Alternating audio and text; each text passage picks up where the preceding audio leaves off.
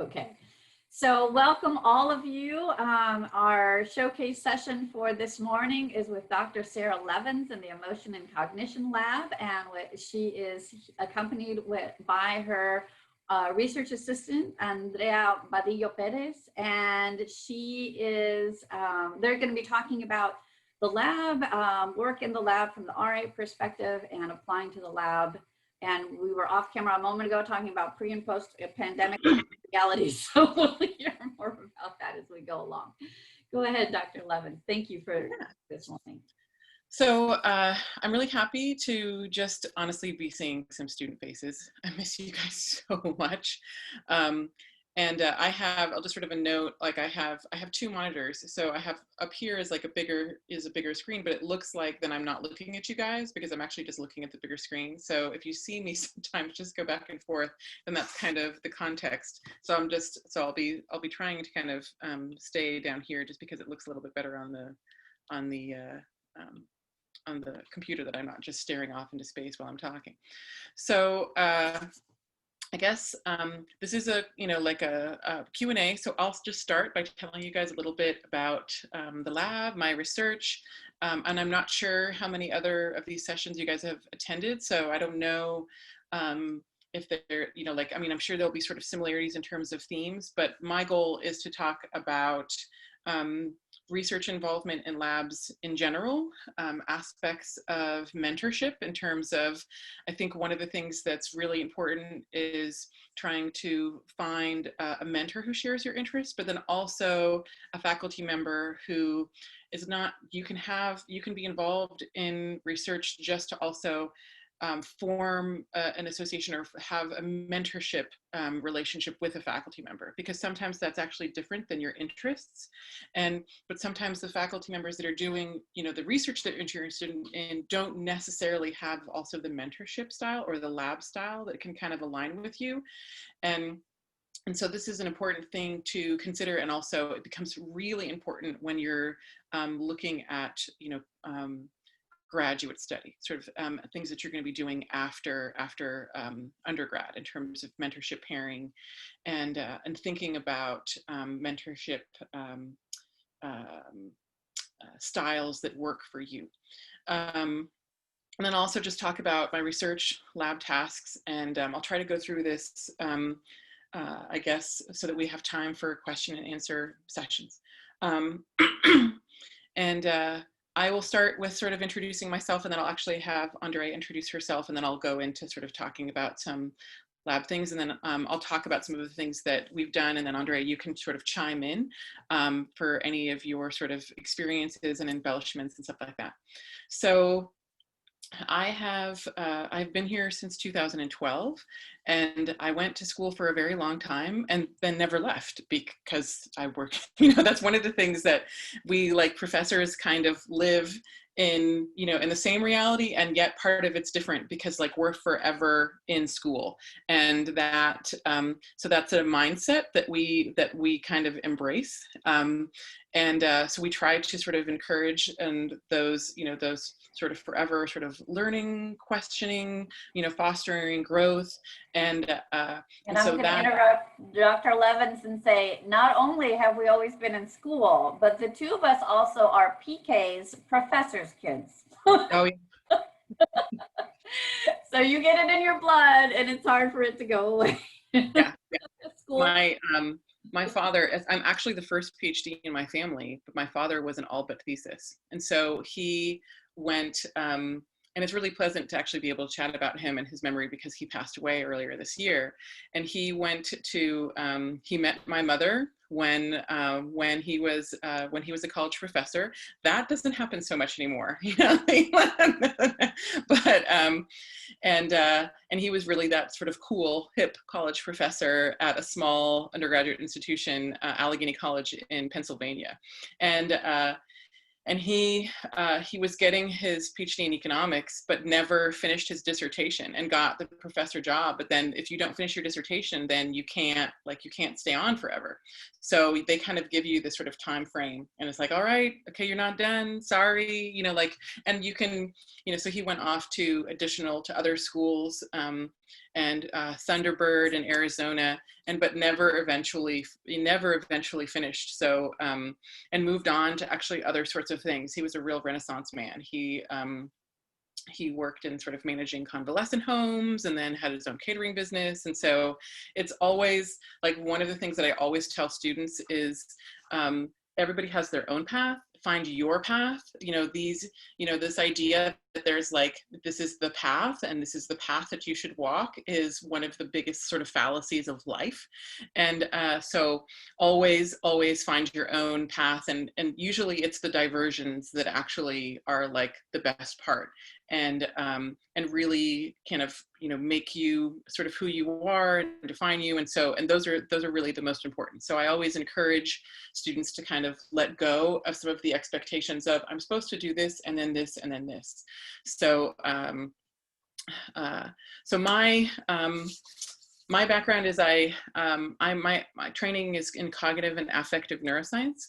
So I went to UC Berkeley for my undergrad and actually started in psychology in high school. I was in an international baccalaureate program. So they had psychology in high school, which was awesome. So I took psychology and I took psychology, biology, and physics. I did not take chemistry. So when I started out in college, I was actually thinking, oh, I'll be pre-med. And then just like now, there's no specific med major. So I was in psychology. And then since I hadn't had any chemistry in high school, when I got to org chem, it was just like, this is not happening. So I decided that I would, go into research and do some of the research that doctors would use in their practices, because that's a bit of a misnomer that most of the time people think that, doctors are, like, where does all of their knowledge come from? It actually, some of it comes from doctors, but most of it actually comes from academic institutions.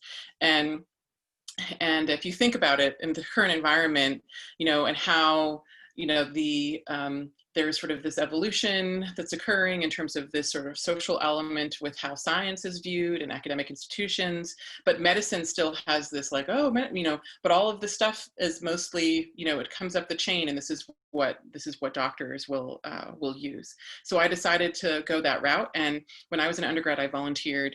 I did not realize how unusual this is because I just kind of did it, but I actually was in 3 labs.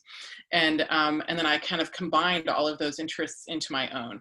And I started when I was a sophomore. So I actually recommend starting research early, because you have time to sort of move and explore. And if you start like, hey, I need research, 4 letters for graduate school, you've actually, like, hey, that's good. You're aware, that of some of the things that you need, but, all is an earlier time where you could have explored the type of research that you're interested in and double checking, like, hey, this thing that I really like to do I really like to do it? That's, I encourage you to do that, because it occurs more frequently than you think. Then people will go and are like, wait, I got into this graduate program and I thought I really liked this, but it's not quite as much as I thought, so undergrad, and that's okay too, because in the end, it's all about finding your path. But use your undergraduate experience to sort of your maximum capacity. Don't be in a rush to necessarily leave. Try out everything you possibly can so that you can really sort of confirm that you like what you think you like.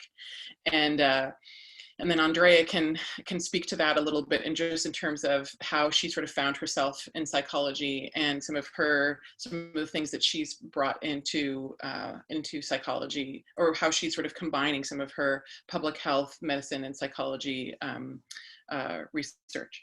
And so then I went to graduate school at NYU, and I had combined, literally my undergraduate labs were an emotion lab, an executive sort of function, higher cognitive processing lab, and a lab that focused on higher order prefrontal cortex function and looked at individuals with brain damage. And like two of my faculty members were neuropsychologists. So they were practicing doctors and academic professors. And so that was really cool. So I worked with people that had brain damage, and then I combined all of that when I went to grad school and I wanted to look at emotion and cognition interactions. And so I did that. I did some neuroimaging and worked with individuals that had brain damage for testing, sort of like, hey, if you have this area missing, then how do you process information differently? And And then afterwards, I did multiple postdocs. And how many postdocs I did is actually a bit unusual. But it was also a function of the economy of when we had sort of that downturn. So I had my first postdoc was at Stanford University for 3 years. And then at the end of that was when the economy crashed. And so there were academic jobs were sort of lost for a long time. And I mention this also because it wouldn't be surprising if we hit that stage for another couple of years. And so I got another postdoc that was sort of a combined position between Stanford and Berkeley. And then I actually moved to Pittsburgh, Pennsylvania, and had postdocs at Carnegie Mellon and University of Pittsburgh. So I was a postdoc for 6 years. Normally it's in the 1 to 3 range. And then I had my position here. So when I came, I was like, I am so ready for this. And I thought, okay, I've been in school for a really long time, you know, the 4 years of undergrad, and then the 5 or 6 years of doctoral, and then another 6 years of postdoctoral. It's like, am I going to really like what I'm going to finally be a professor. Am I going to like it? Am I going to love it? And I do, I absolutely love it. So then I just started my research here, and you have one of the things that I love the most about being a professor in research is that I have, especially post-tenure, I have the capacity to sort of follow the interests that move me, how my research has evolved. It's not a static thing. It's like one thing will lead you to another thing, to lead you to another thing, and you just really get to dig deep and explore. And so if I had to explain my research in a nutshell, I'm still emotion is the central tying theme. And because of my background, I have a very cognitive sort of like looking at how we process emotions within the self.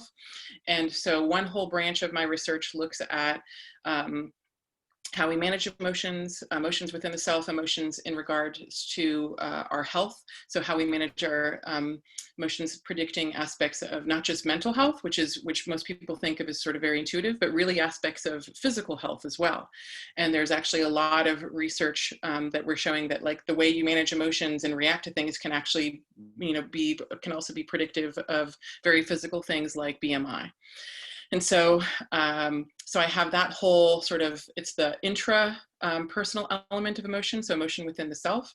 And so that's very health oriented, and I've really moved into the physical health side. And I just found out last night that like one of the grants that I submitted with some colleagues, this was actually from a couple of years ago, where we wanted to look at the role of emotion and how you manage some emotions and the way you think about the future and designing interventions that would assist with healthier eating.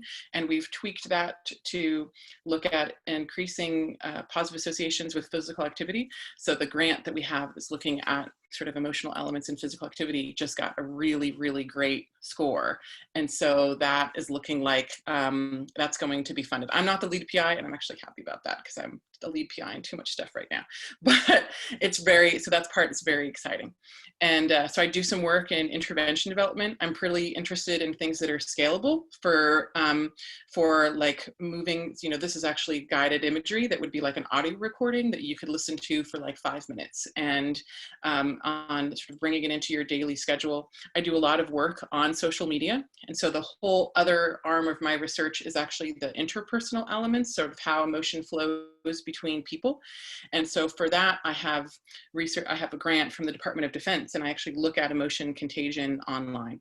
And so we are interested in the ways that the messages that people send, how they are signaling how to regulate your emotions and how people should feel about things, and then how that, like, hey, you should be angry about this, you should be scared about this, or, any number of ways that you can frame information gets, how that affects emotion contagion and virality.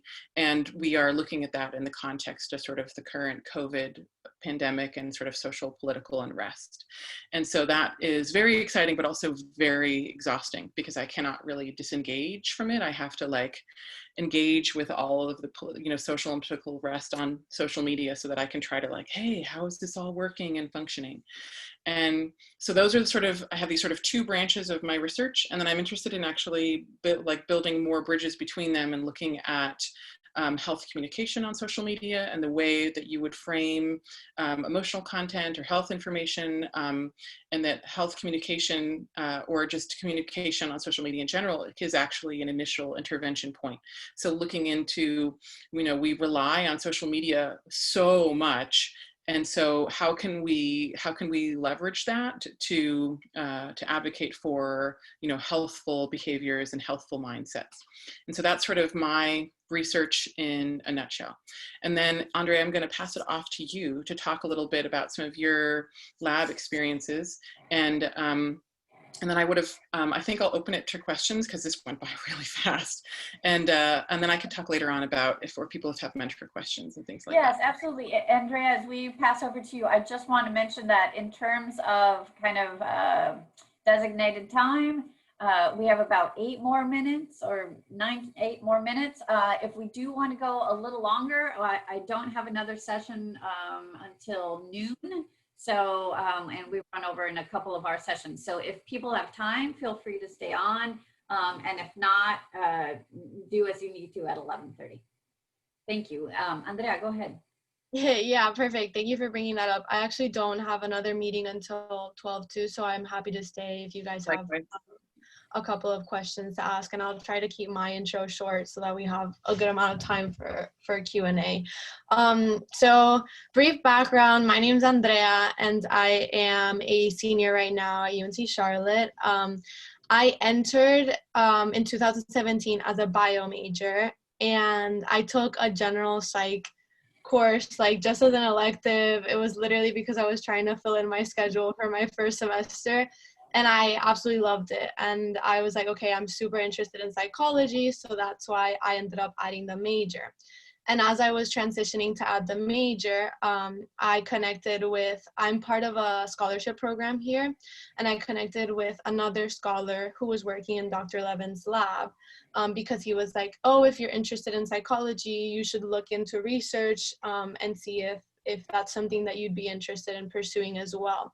And honestly, before I came into undergrad, like I thought to myself, I'm not gonna do research. Like that's just not something that I had ever thought about. And especially because I had like a very narrow perception of research. Like I always thought it was bench work or something that was like hard science and just boring. So then when my friend told me, you should reach out to Dr. Levens, I was like, okay, I'll give it a try. And honestly, it's not an understatement to say that it's definitely shaped my undergraduate career since then. Working with Dr. Levens has been absolutely wonderful. It's allowed me to kind of widen my perspective of medicine and health in society, and also like understand where I see myself as a physician in the future, and just being able to incorporate not only the things that I learned in my psychology courses, but also in the lab with like real life applications of how psych is so important in understanding physical health and the role of a physician in society, kind of geared my path in my undergraduate career. So I also started as a sophomore, and I definitely recommend you guys to start as early as possible just to build that relationship, because another thing that has been just incredible about this experience is not only learning everything that I've been learning, but also having that mentor and having a strong relationship with a faculty member and someone who you feel like you can fall back on whenever you need them or whenever you need advice. And it's really good to have a lab where that like mentorship environment is very strong, because I know that some labs are different than others, but like for example with Dr. Levens, in all of our meetings we always just ask each other how we're doing first, and it's a very casual kind of environment where you feel comfortable like having that relationship with a faculty member. So that's something that's also a really big plus of doing research. But anyways, it was also really good because I feel like I incorporated it a lot into my like my track as a student, because I was able to do, I don't know what year you guys are, but I was also able to use data from Dr. Levens' lab in my research methodology 2 course, which was amazing, just to be able to do it in a classroom setting as well. And I'm also now doing my honors thesis, and I've been able to incorporate kind of my public health interests into that thesis. So you kind of can, you can build so much from the experience and make it your own. So I'm going to leave it at that. And if you guys have any specific questions, I can go in depth on anything that I just said. Terrific, Andrea. Thank you. And I mean, Andrea, you're probably the first one that mentioned it as clearly as you did, but certainly that building on your research and kind of, as I say to students, to a certain degree, don't worry so much about major, minor, whatever, package yourself.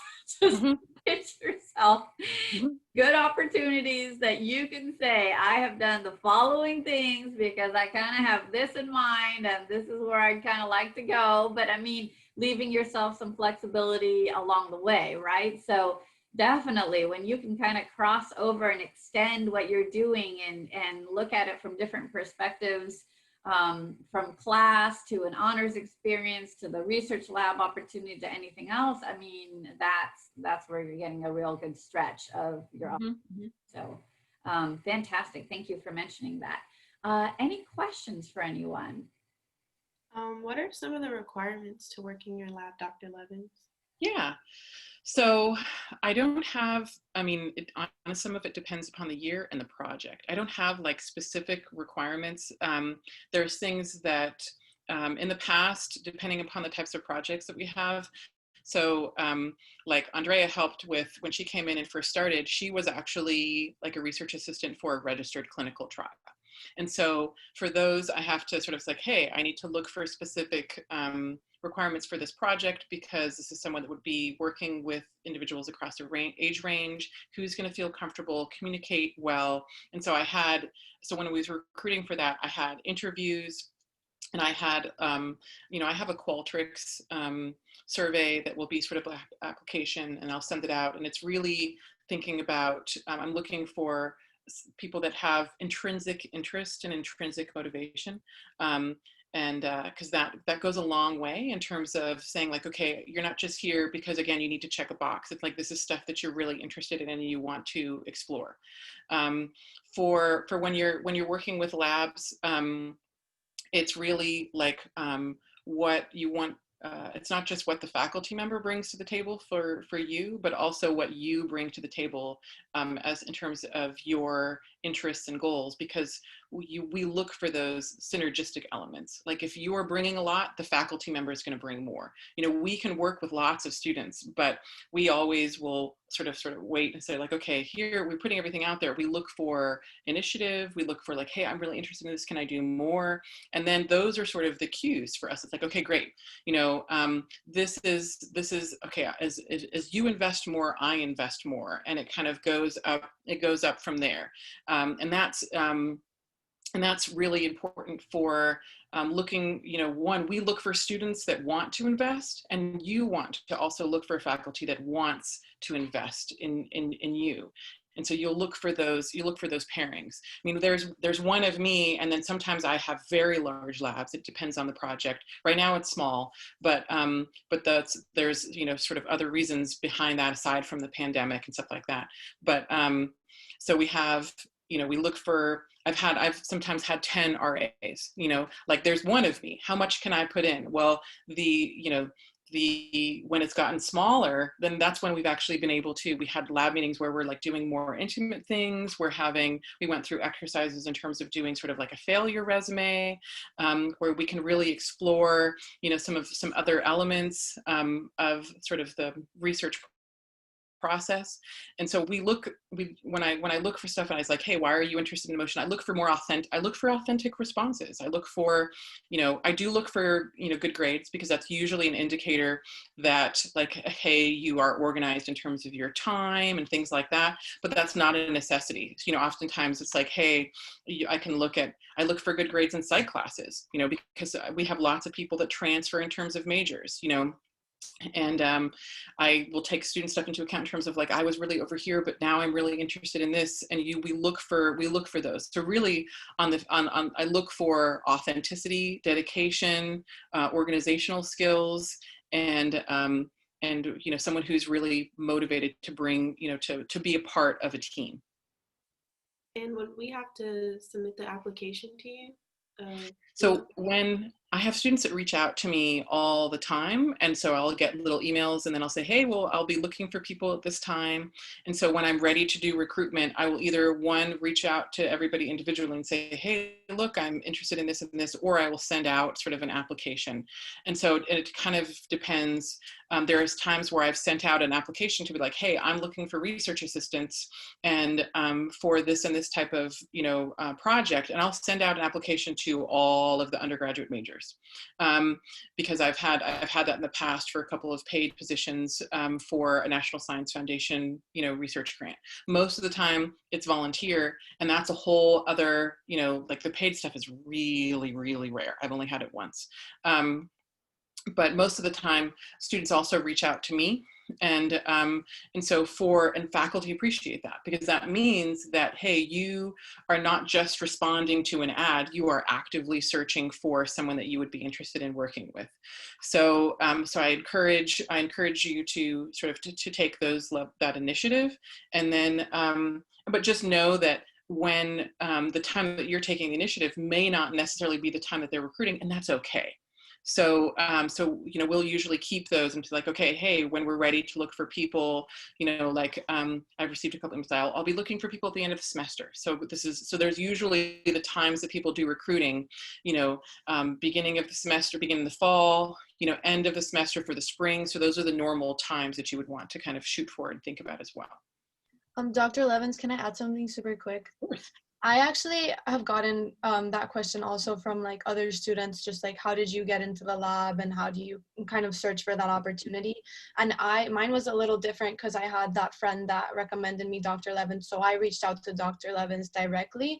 However, I've told those students that you can just look at also, if Dr. Levens isn't offering positions right now, you look at the UNC Charlotte Psychology Department website, and you can literally scroll through all the faculty members, and in each one they describe their research interests, and a lot of them have websites to apply, or they're saying we're looking for research assistants, and they have their email there. So I encourage you to take that initiative and reach out. And I'll actually go ahead and share that screen here a second. And I've been doing that through several of these, and I'm glad you brought it up. So again, Department of Psychology website, lots of information can be found on the undergraduate program tab, but if you go over to the people tab, we're all listed in alphabetical order. So Dr. Levens is over here in the corner, and yes, you can see office, a phone, email, read more about Dr. Levens, yes. And little blurb and the website, and I will say that and do we have and then here's your emotion cognition.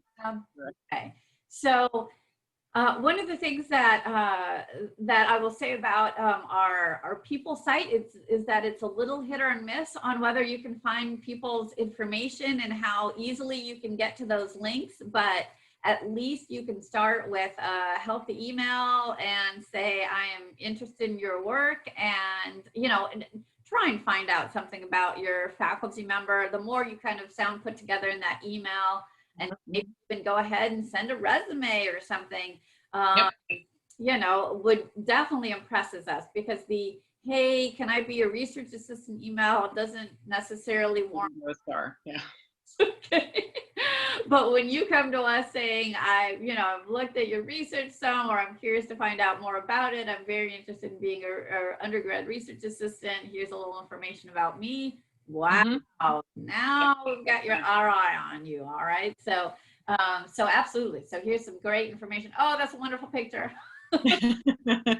Of the lab and students, and just lots of good things that you can get to in terms of information regarding Dr. Levens' lab on that. It's unfortunately a little bit out of date. Like you look at here and you probably won't, like I haven't been able to update it in a couple of, I think like over 2 years. So, but yeah, and I, you can also form really long-lasting relationships with faculty members.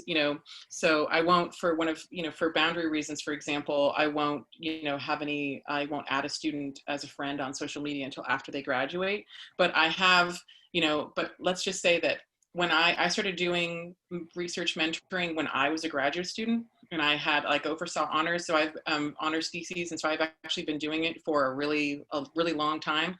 And the students that I had that I oversaw their undergraduate theses when I was a graduate student, I'm still friends with them on Facebook and get updates and send them stuff, and most of all of my recent people, we sort of keep in touch, and I'm always there to sort of give encouragement.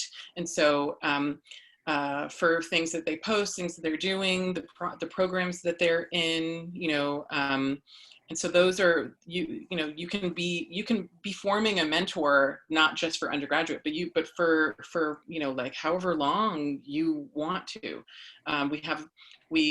There's students that I've connected with that it's okay, I know that this person's going to invite me to their baby shower, we become really close. So so those are that's, if you are open to that and searching for that, then these are the types of times that you can form some of those relationships as well.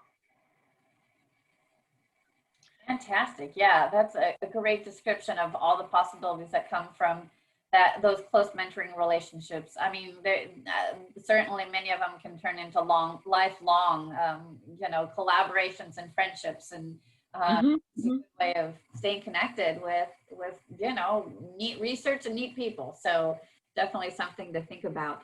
Any other questions? And I don't mean to hurry us. I'm just, like I said, I'm just being mindful of the time, but any other questions or clarifications that Dr. Levens or Andrea can make for you all? One thing that I would also, since I talked in the beginning a little bit, we're also just talking about mentoring relationships. One of the skill sets that's really advantageous from when participating in labs is how to, the various ways to communicate with team members, how to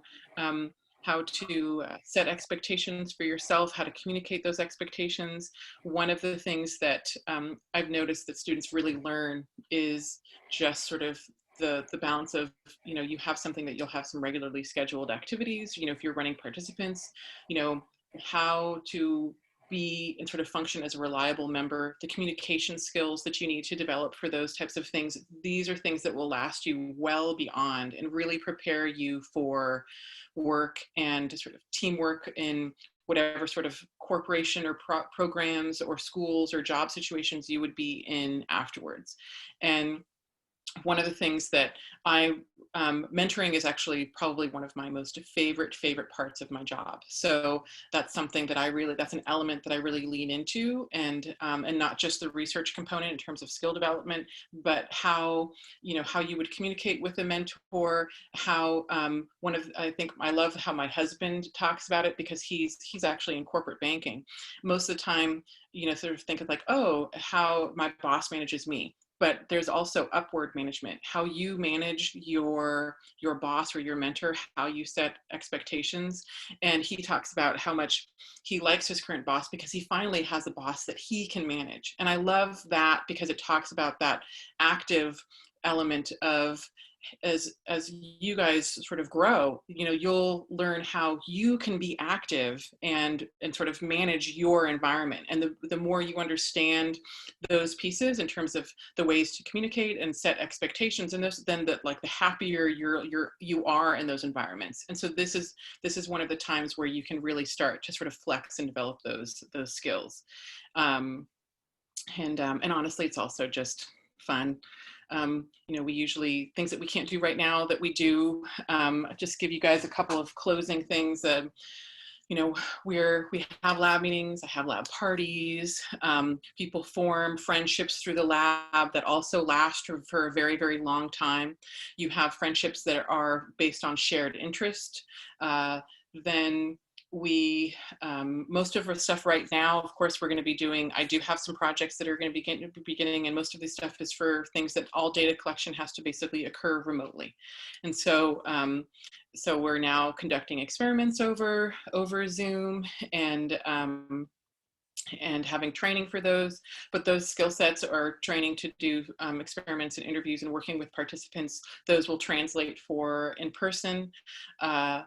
The usually lab, you can volunteer or you can get research credit. So those are the two things. You can be also thinking about how those experiences want to benefit your major in terms of your degree, because you can have 6 credits of undergraduate independent study research. You can kind of play that however you want. One of them will count as an elective. So if you're thinking about like, hey, I have to satisfy my elective, lots of students don't realize that one of them, 3 credits of that can count as a psychology elective. So instead of saying like, oh, I just need some elective, then partner with a faculty member, do some research and get some more nuanced experience. And then usually those 3 credits, everybody distributes them however they like. They can be, I'll do like 3 credits one semester, volunteer another semester, another 3 credits, or students will do 2, 2, and 2. It all can balance on your schedule. So it's really, once you have those connections, then it's really flexible to think about how you would bring it into your schedule. Faculty members will usually have minimum hourly requirements. And so those generally range from 6 hours to 9 hours a week. Usually in the beginning, it's like a higher time commitment because of training and stuff like that. And then once you're sort of in the lab, then it becomes a little bit more flexible for sort of long term. So again, it's definitely advantageous to start early because then you can move up the chain in terms of the research skills. Seeing, like I have students that have started as undergrad, they have skill sets and I bring them in as sort of like a lab manager that trains newer RAs and all of those things. So you have that, imagine the letters of recommendation that you can get when you have that longevity in place where you have the capacity for skill building within a lab. So I think those are some of the final things that I can kind of think about in terms of interacting with a lab, things to expect. We have schedules, so very much in terms of those are dynamic. They tend to bring around, build around your schedule. And I think that's the main stuff. And I appreciate this extra time, Dr. Chiarella, and also just doing this right now online. Like this is such a learning experience of like, hey, how long does it take to actually talk about these things? Now I know that 30 minutes is probably small, but this has been so fun. So if anyone does have any questions about anything afterwards, and you just didn't necessarily want to sort of open it up to the group, you now know how to access my email. You can reach out to me at any time. If there's anything that you want to talk with Andrea about, I'm sure she'd be happy to chat with you as well. It's been, oh, perfect. Thank you, Andrea. She sort of put her email out for the chat. Yeah, definitely. Yeah. And you can also you can ask all sorts of questions with regards to preparing for grad school, because like we're a resource in terms of that, and then we know you, and then we know how to help you package yourself, as Dr. Chiarella was saying, and then and always thinking, one of the ways I like to think about with faculty members is sometimes students will come, and this is particularly true for an honors thesis. Some of you I may see tomorrow because I'm actually the program director for honors, is that sometimes students will come, it's like, I really want to do research on X, and the faculty member is like, they offer their sort of unique buffet. And so really it's like, hey, here's some of the things that I'm interested in. I'd love to hear about some of your research in this area. What projects do you have going on? And then it's like they present the sort of buffet of things that then you're like, hey, I like this and I like this. You don't have to like everything on the buffet. Just find the couple of pieces that you like, and then you can go ahead and build off of those. And that's something to think about in terms of fit. Most faculty have, sort of an array of options with regards to their interests. And so I encourage you to just to look, to look at the buffets that our faculty members offer, and just find one that speaks to you. Fantastic, Dr. Levens. Thank you so much. If there aren't any more questions at the moment, then I will close this up for this morning. Of course, as you saw there, Andrea's email, and we showed you Dr. Levens. So please reach out to them if you do have any other questions that may come up. Otherwise, thank you, Dr. Levens, and thank you, Andrea, very much for both of you coming and speaking and participating in this morning. And all of you that are here, thank you for coming. We've had a great turnout, and this is a great opportunity, another good one. So you all are going to have some tough choices to make. But start early and do as many as you can in a way. So I say that not to push you, but to encourage thinking about joining a lot of different opportunities. All right, so thank you so much. And I'll just give the heads up that, yep, at 12, we're talking about teaching assistantships. And at 12:30, we're going to talk about research assistantships, just the student side. So if you have a chance, in honors tomorrow, and that'll wrap up. Oh, wait, Dr. Mark can't this afternoon if you have a chance. So I sent out the email to the students again this morning with what's up for this morning or for today. And otherwise, we'll hope to see you again here soon. Thank you all. Just props to all of you guys for being here. Seriously, like I was really curious. We're like, oh, who's he good? You know, but like major props to you, Dr. Kurella, for putting this together. And it's honestly just feels really good to see you guys, and just, hey, people here that are interested. So thanks for coming. Oh, thank you so much for hosting this. It's been wonderful. I cannot wait to email you. Excellent. Putting the face together. There you go. All right. Well, you guys take care. Have a great day. Have a great week. Yeah.